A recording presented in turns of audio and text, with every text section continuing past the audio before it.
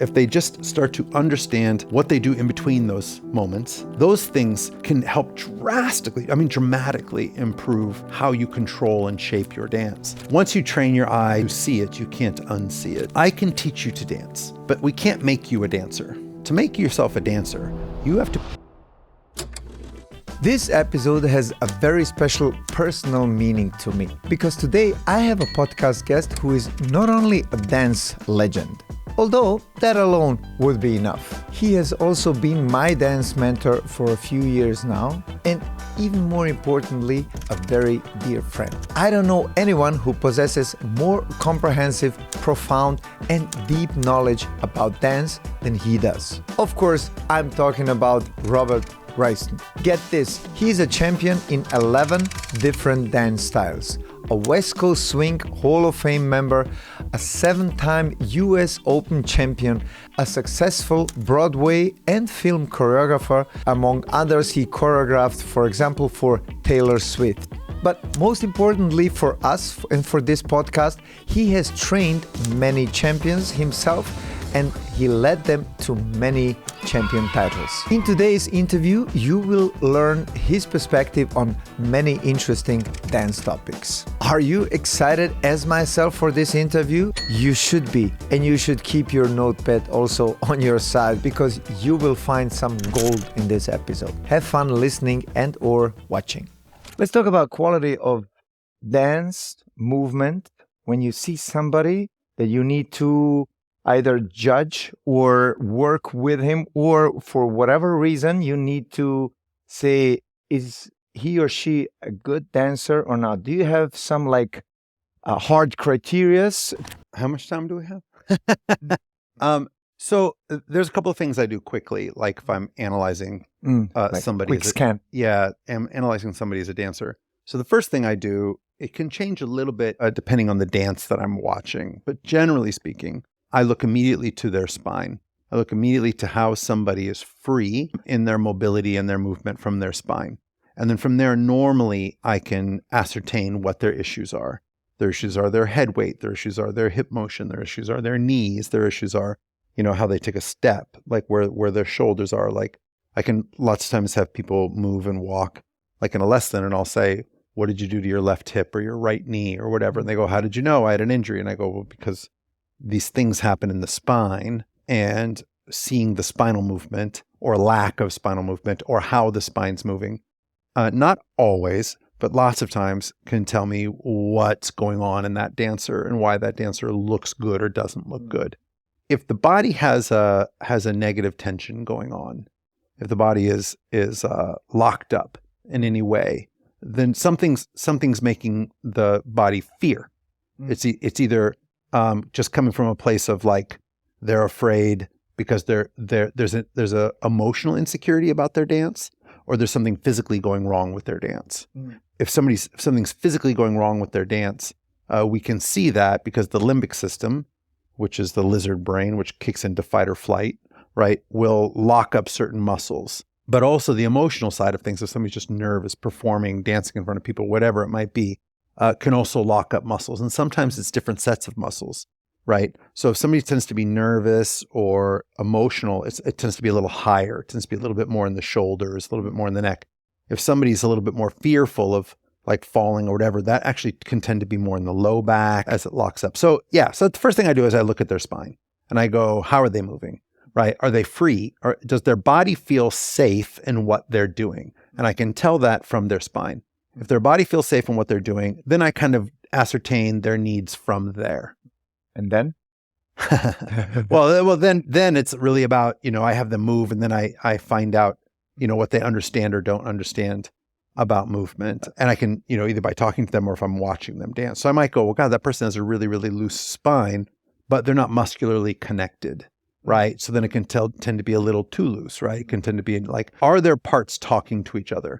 Are their legs talking to their hips, talking to their, exactly. Yeah. Is their muscular chain working, which is, from one side to the other side, or the muscular sling, like is that working in unison, right? You hear me in Royston method all the time say mindful muscular movement. So are they mindful of their body's attachment and the muscular journey that's moving the joints as they move through space? So I have the term for that, inspired also by you through all of this, what you just said. I call it dance meridian. It's the journey of Right. muscle 100%. activity Right. through the body in order to create some shape. Right. So, yeah. Right. We have to remember that our muscles move our joints, and our joints create the different lines and shapes, right? Like they straighten a leg, they bend a leg, they break at the hip, they straighten up at the hip, they like all of that stuff. And so the journey of how the muscles move our joints to create our shapes should all feel very purposeful and attached. You know what I mean?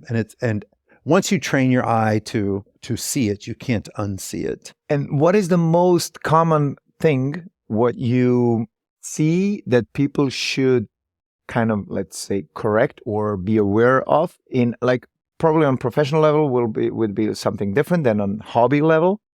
But is this something that you like see correcting all the time or pointing to one specific skill? I mean, I would say that if you were to ask anybody, like, what's Robert's pet peeve, we would say, like, what's the thing is, I don't think people spend enough time truly understanding how to literally walk forward, backward, and sideways. What does that mean? At the Institute for Human Machine Cognition, when I worked there, one of the scientists there said, walking is really about how I control my center of mass velocity, which sounds like a big heady, like, how do I control my center of gravity as it moves from one foot to the next, right? How am I controlling We would that? say weight change. Yeah, weight change. Well, like reduced to the... Exactly. Yeah. So how do I take a step? How do I take a step forward? How do I take a step? What happens in between? Yeah. And so I find myself, even with top pros, going back to, can we just talk about how you walk backward? And so in the beginning stages, if people really, really learned how to mindfully move in all directions, right? And then understanding, things like percentage of weight to the strike of a beat. So when I strike a beat, how much weight is there? You know what I mean? Like if they just start to understand how their body moves forward, side, and back, what they do in between those moments, and then the percentage of weight that exists in each one of those moments, right, to the foot that you're going, those things can help dramatically improve how you control and shape your dance. So the management of the weight in between. Like people don't mindfully learn how to just manage their body forward, back, and side before they start getting into steps. And if I can't perfectly manage my weight in all directions, how am I going to ever communicate to somebody else as a leader, as a follower, what I want from that situation? So that's a big pet peeve of mine. And then secondarily, understanding that, so the floor is usable to me. The floor is usable to me because of resistance, right? Because of gravity and friction. So the earth pulls me down, I push myself up, so I'm resisting gravity. That's how I move my body, right? That's how I push myself on this planet, right? If I was up in space and my legs hit a piece of wood, it's not really usable to me because there's no gravity keeping me to it, right? But here on Earth, because gravity is constant, the floor is usable to me. So, but then we have this plane of connection between the two of us once we're touching. And that's only usable to me if we understand resistance and we understand what it means to create opposition within connection. The gravity's constant. We don't control gravity. But connection between me and my partner, where we're touching, the amount of tension within our connection, that's a controllable for me and a controllable for my partner. So we can tend to do that wrong, right? And so from an amateur level, they got to learn how to walk, right? From a pro level, not only do you have to learn how to walk, but you have to learn how to create that sense of a usable plane, a usable surface. Just like the ground is usable to me, I have to create a usable surface between our connection. And I feel like that's mismanaged and that pros don't take the time to understand how to create a usable platform between the two of us, right? One of the things, the thing that I learned, or more, I would say, were pointed in this direction by you because of your teaching, is what you just said, usage of the floor. And now I cannot unsee it. And I'm really trying to find exceptions of that rule, and I still cannot. And I'm challenging everybody, all my colleagues, when we talk, well, find me a move where you don't need the floor to do it properly. It works without the usage of the floor. It works without the push, but it doesn't feel as good as when you do it mindfully from the floor, where I just did this dance meridian happens. What I call I was working with a couple, and we were talking about moving from the upper body, and I said, well, every movement you do from the upper body should come from the floor. Even what looks like a body wave, still comes. And what's interesting is, even as we're sitting, I did this with somebody recently, and you and I are both sitting. So I can't use my feet right now. What's really based is my butt in the chair, right? And so if I were to just body roll in place, pushing down in my butt, right? Pushing down to each cheek, moves me. If I go, don't do that, and do that without using the chair at all, it feels very hollow. It feels really shallow. Yeah. So I had somebody standing, and I was like, try to body roll without pushing in the floor first. And they were like, well, yeah, of course I push into the floor, but it's really coming from, I go, no, think about it. So I made them go in slow motion. They were like, oh my God, it really does. I really push from the floor when I body roll. I go, of course you do, because you're a professional dancer, and they're a very, very talented professional dancer.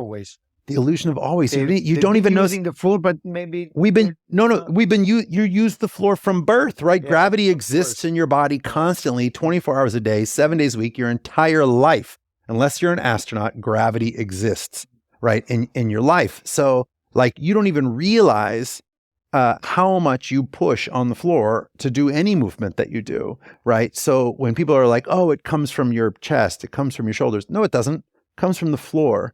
Right? That's where it comes from. Yes, it radiates up through the body. And yes, visually, I might see it in the chest, and I might see it in the head, and I might see it in the shoulder. If I told you to stand there and do everything in your power not to use your feet, and then wave and move your body, you would look bad. It would look bad. Right. The first thing what you said is the spine freeness, if you can call it like this. Right. So you make the full circle, actually, the floor connection, you using your feet and pushing yourself off the floor. If I'm not using the floor effectively, my spine is locked up. So I go to the spine because I can see what's going on. And then I either go down or out. I either go down to the legs and the feet, or I go out to the arms from the or to the head. So I look to the spine. Usually from the spine, I go down, right? And I see what's going on in the feet. So we have, in the Franklin method, Eric Franklin talks about the naked spine. I use that all the time. So the naked spine is the lumbar, right, and the cervical area. So your neck, basically, and your lower back. And if we think about our neck and our lower back, they don't have any other skeletal surface helping to support it.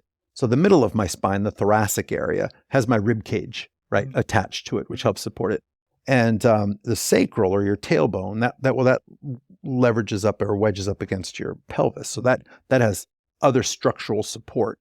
So the lumbar gets to twist and move. It's got no other skeleton stops it from doing that. And same thing with the neck, right? The cervical area, which is why when you get back injuries, usually it's your neck or your low back that gets hurt, because it has no other support other than the muscular soft tissue. So the reason why we have that is for mobility, right? For rotation. It's the thing that makes us propel ourselves very efficiently and move through space. It's how we can stay bipedal and stay balanced. So the lumbar or the cervical area, the neck or the lower back aren't free. Something's going on, right? Because your body has locked up those muscles that are there to protect the back from injury. My other coach, Tom Slater, used to call the middle of the chest your awareness center. And what he meant is that as the spine moves, it's how people become aware of dance. And so he and Franklin method go very, very hand in hand. I kind of put those pieces together, oh, wow, Eric talks about the limbic system, freezing up the back. And Tom talks about how we have to make sure our awareness center is where it's supposed to be. And they're really saying the same thing. If you're using the floor wrong and your leg wrong, if your brain thinks it's falling, it's going to lock up your spine. Exactly. So I call it the bodyguard movement. It is the bodyguard, right? When there is maybe a shot at the and president, then everybody that happens to your spine. 100%. It's great. It's a great analogy. He cannot move, but he's protected. But the Mr. President cannot move. That is 100%. Yes. That is absolutely what happens to the lower back when you don't take a proper step. Yeah. And I always say that the floor fuels my power. So my power really exists in my hips. You in martial arts and in boxing and everything, they talk about the powers in the hips, whatever. So, but the power in my hips is fueled, power provided from the floor. So as I push up from the floor into the hips, that's what provides me with power and provides my power with fuel, I should say.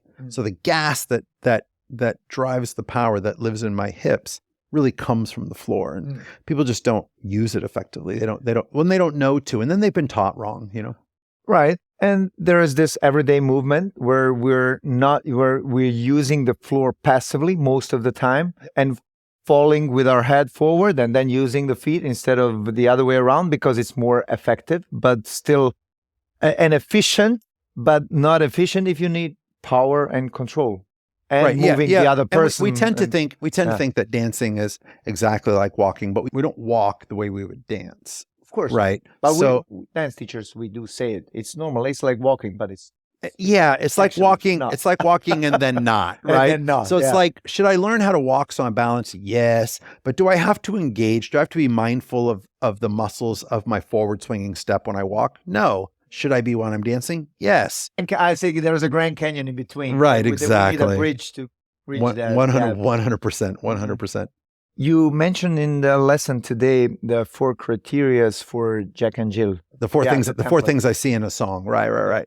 So so you're right. So one is we want to see song specific, and when it comes to anything non-choreographed, right? So if I'm watching couples dance, I watch a lot of salsa on Instagram. I watch a lot of bachata on Instagram, and of course West Coast Swing and hustle and other dances.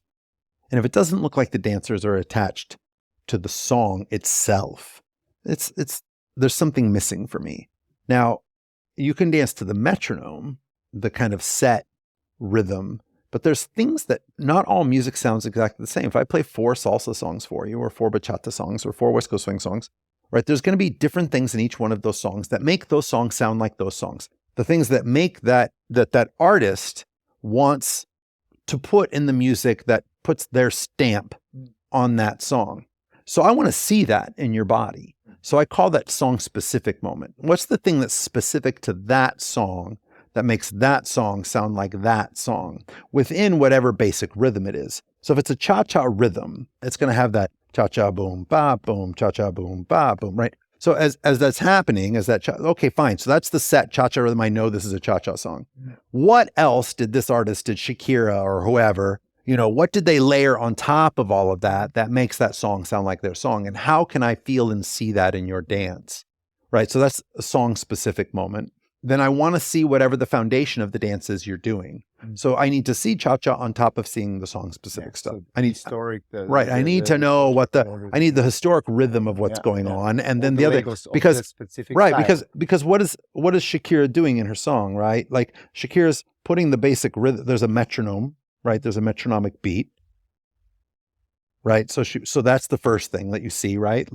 And then she has the ba ba boom ba boom ta ta boom ba boom ta ta boom ba boom ta ta boom ba boom, right? Then on top of that, if it's Camille or whatever, like Havana una na da ba ba da da da ba da da no na na that. Well, okay, that's something that's specific to. That's not in every cha-cha, but I'm gonna put that in Havana. Does that make sense? So then I go, how do I as a dancer hit that? How do I hit that? Right, on top of still doing I want the beat, but I also want the cha cha boom ba boom cha cha. So like they gave me all the layers. So in the song, so how do I portray all of those layers in my dance? So I find the song specific moment. I deliver the basics of whatever the dance is that I'm doing. If there are words, I will try to accent the words as best I can. The meaning of the words. Well, so there's 2 ways that you can hit lyrics. I can hit them literally or lyrically. So literally, I'm actually like acting out what it says. So if it says she's a good girl and I point to her, I'm like, I'm being literal, right? But if the song goes, she's a good girl, and that's ba-da-da-da, and I just hit, she's a good, and I slide on girl. We don't care that the word is girl, but I'm hitting the melody, I'm hitting the feel of the word. Right. So I can hit it lyrically where I'm just moving to the lyric, or I can hit it literally, like either or, right? I don't much care. And I think that there's a right combination of both. So song specific, the basic of the dance that I'm trying to do. If there are lyrics, through your body, let me see the importance of the lyrics, right? And then I want to see the basic phrase changing. The basic phrase changing is going to be some sort of acceleration or deceleration, some sort of level change that happens as the song changes phrase. So those four things, right? Understanding what's specific about that song, what's the basis of the dance that I'm doing, what are the lyrics and why are they important to the singer, like, and how do I show that in my dance, and making sure that I layer the phrase changing. Let's differentiate between hobby dancers and professionals. Yeah, no. What is the weekend one warriors or hobbyists and pros, right? Yeah. What is the one thing you would wish for their success they should do more of? The hobbyist? Yeah. It's pretty easy. Let me say this. I'm gonna steal a quote from Brandy Guild. Mm-hmm. So we were working on the movie Love and Dancing, which is a movie with Amy Smart, and we were teaching Amy, and I was the choreographer, and I brought Brandy Guild in and Ronnie DiBenedetta to be my assistant choreographers. So every day for like 6 hours, we were teaching Amy Smart how to dance, and she didn't know how to do West Coast Swing. I said to Amy at one point in time, like, how much of this or that are you doing at home? And she's like, kind of, I'm not. Like, I'm here for 6 hours a day. When I go home, I don't practice anything. And Brandy said, I can teach you to dance. Robert can teach you to dance, but we can't make you a dancer. To make yourself a dancer, you have to put dance into your life every day, within your life. And once you start to do that, you become a dancer. Because a dancer can't help but put dance into their life throughout their day, in their normal life, getting a cup of coffee. How many times when you're at home are you doing something, some menial task, you're doing the dishes or whatever, and you throw a spin in, or you do some little silly thing, or you do something dance oriented. Story of my life. Right, exactly, right. Of course you do. And I was like, wow, that was really, really good, Brandy, because when I think about it, I say all the time, try to find ways in your daily life to do the things we want you to practice for dance. And so the hobbyist, I think the hobbyist has a hard time putting aside, 2 hours a day or an hour a day or whatever. Impossible. It's not. They're not going to do it. They don't have a ballet bar in their house and a mirror. Exactly. So they're not going to do that. So, and most of them, they take their lesson, and then other than social dancing, that's it, right?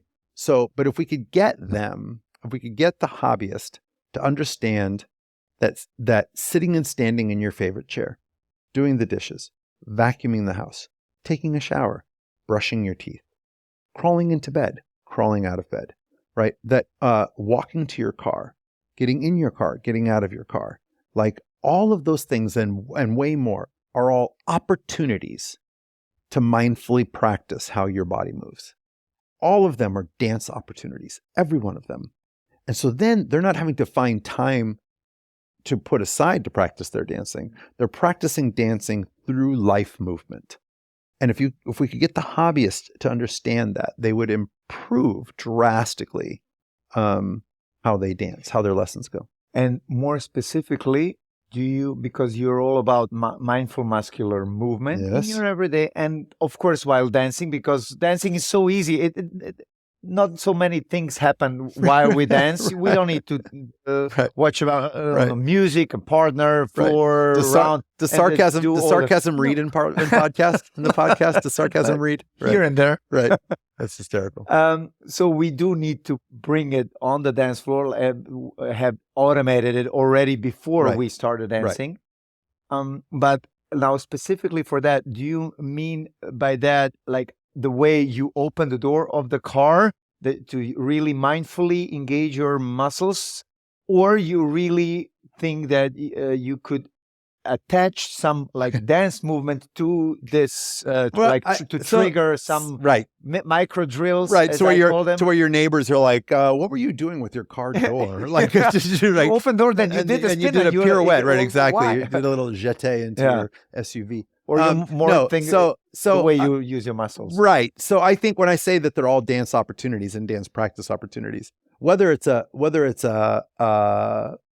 movement that to the naked eye would still look like a dance movement, or it's just you being mindful as to how you sit and stand leg-wise, all of that is practice, right? So what do dance teachers ask you to do? They ask you to be mindful and put into the front of your brain how you're moving your body. If you're not used to mindfully controlling your body, like controlling how your body moves. When people say that person's not coordinated, most of the time people who aren't coordinated have never done anything in their life where they had to mentally think about an adjustment to normal life, right? They know how to walk, they know how to sit, they know how to stand, but they've never had to learn a skill other than what they're wired to do. So we're born wired to walk, we're born wired to stand, we're born wired to do those things.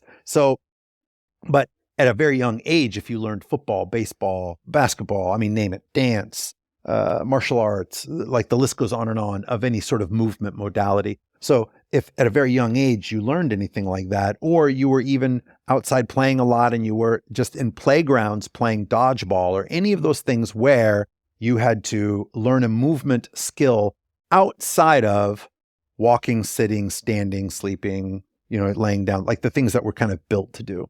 So if you've never had to do that before, to start to do that as an adult is very difficult, right? So if you took some of the things that are the illusion of always, like walking, and then you mindfully put your brain into going, how do I control my walk? And do I have the ability to alter my walk while I'm doing it? Can I speed it up? Can I slow it down? Can I take bigger steps, smaller steps, wider steps, and more narrow steps? What can I do and how can I control that in my regular life? Then when you go to a dance lesson and a teacher asks you to mindfully do something, you have enough control of your body. You're conditioned to be able to control your body. Right. So sometimes I want it to be musical. I want like if you, while you're brushing your teeth, can kickball change and do, syncopations and play and dance because you have music playing, awesome. When you're getting in and out of your car, I just want you to be mindful about, I lift my leg from my hip and my knee as my foot goes out. When I put my foot outside of the door, my heel hits first, or I'm flat-footed first, or wow, I didn't realize that I strike the ball of my foot whatever that is, that you're mindfully moving and you go like, oh, that's interesting. Tomorrow I'm going to try to do this instead and alter that. Because then we're training our brain, you're training your brain to let you drive the car a little bit. Does that make sense? Of course. Yeah. So yes, it'd be great if it was like dancey stuff with music.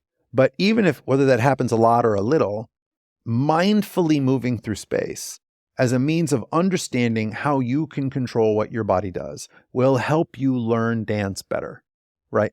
And faster. And let me guess, with the pros is not much different, No. is it? No. Well, the only thing about most good pros, for me, bad pros are just Lazy pros. Bad pros. Talented pros that don't work. Bad pros are, and I hate to use the word bad, not as good pros are usually just glorified hobbyists to me, right? So they're missing the same exact thing the hobbyists are missing. They don't practice, they don't put it into their daily life, they don't, right? And lots of them, either that or they're natural dancers, talented dancers who learned maybe very young, who then become teachers. Most of the time when they took lessons coming up, they only took lessons for their own dance. And so if I'm a really talented dancer and I come to Dado and I go, hey, like I really want to learn how to dance and I want to become a better dancer. And I don't tell you I have any delusions of teaching and maybe I don't want to teach, right? I just want to become a better dancer. What are you going to teach me? You're not going to teach me the things I already do well. You're not going to teach me why I do the things that I do well. You're going to fill in the holes of the things that I don't do well. You're going to fix the things that don't work. So that's how you're going to teach me, isn't it? So you're going to teach me the step, and then you're going to teach me the things that I'm missing. So now I'm going to become a teacher years later. I become a teacher because I move away from you and I'm out social dancing one night and somebody says they want to learn to dance. Well, I'm going to teach them the steps, and then I'm going to teach them the things that you taught me that filled in the gap of me, that were correction. And then, but I don't know how to teach, and maybe this person doesn't do the other things naturally that I did. Well, I don't know how to break those down and teach them. So now I'm just going to guess, right? I'm going to take an educated guess as to maybe what's going on. And chances are I'm going to guess wrong. And I would say 99% of the time I'm going to guess wrong because nobody really knows how the body, like unless you've been taught what muscles do what, unless you've been, in a biomechanics class or a physiology class or whatever, you don't know the tendons and the ligaments and the muscles that are all firing and when they fire and to what level to move the body. So you're just going to guess. For me, when I say bad teachers, sometimes bad teachers are amazing dancers, but they didn't go back and learn how to teach, right? So they teach from their dancing standpoint, right? Right. And most of the time what they're teaching is just, they were teaching what they were taught. And most of what they were taught was to fix their dancing, which most of what they were taught had nothing to do with the stuff that they already came to the table possessing. Right. So like you as dance teachers and as dancers, like the top pros who also happen to be the top, who sometimes are the top teachers as well, have taken the time to go back and even learn why what they do well happens so that they can teach that too. Right. But most dance teachers, the only information they have is information they were missing. But they don't, most of the time, they don't have the information as to how to get to the point where they are if it didn't come natural. Here we come to Grand Canyon again and bridging the gap between the two sides. Right. This is also some. Listen, I learned how to step backwards and run backwards through martial arts. I started doing martial arts when I was 9, and then, football, wrestling, track, and then dancing as a teenager. So like running backwards, walking backwards, moving backwards just was a thing that I learned how to do very, very young, but nobody like took the time to teach me the biomechanics of it. They just did it. So as a dance teacher, when I was young and I was in my, 18, 19 years old and I'm teaching dance and somebody's telling me, your center goes first and then your foot follows, and which is all like just not the way it happens. But so I just taught that, even though that wasn't what I did, it wasn't what I did in sports. It wasn't what I did, and until I learned the science of, oh, wow. But now I had to seek the science. Nobody presented it to me. I had to go get the science. Right. So, and I was like, oh, wow, that's not what happens. Oh, I didn't know that. We're not falling backwards and catching ourselves with our feet. That's not a thing. 'Cause I used to say that was a thing. That we push ourselves where we're going. It's crazy. Right. So then, but then you look at it and you look at the science and sometimes you go like, how did I not, but we're just regurgitating what we were taught. Right. And I didn't know I was doing it right. Like I was doing it right well before I taught it the right way. Yeah. So it's okay to admit it and to move on and to say, okay, I thought, but now I've 100% learned better. Actually, as dance teachers, one of the greatest things you can do is be fluid to change a technique you've been teaching, even if you've been teaching it for 10 years, to change the technique and say to your students, okay, listen, I have this great new technique. I didn't know it. Now I know it. And I become the catalyst to give you all the newest information. So if students believe that anything new, any new science that's out there, you're going to go get and bring to them, they'll stay with you.